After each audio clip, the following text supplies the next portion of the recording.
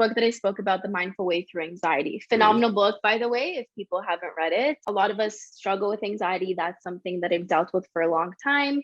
Here, here. I realized what was triggering it. There were a number of things. One of them being the food that I was eating, which is crazy if you think about it. And after I stopped eating dairy and gluten and a number of other items, I noticed I wasn't anxious, but it was only a month later. I was like, my life hasn't changed. My workload hasn't changed, but I'm not as anxious as I used to be. So back to this book, I have notes everywhere and I highlight my book. So even here, the page was essentially talking about the things to keep in mind when practicing mindfulness. And I wrote down what are the things that give me anxiety. So like you see my notes over here. Yes, yeah. So this was back in 2016. I was living there. And for me, I wrote, this hasn't changed. Waiting for people when they are late, and time. Time for me is my best friend, but my worst enemy.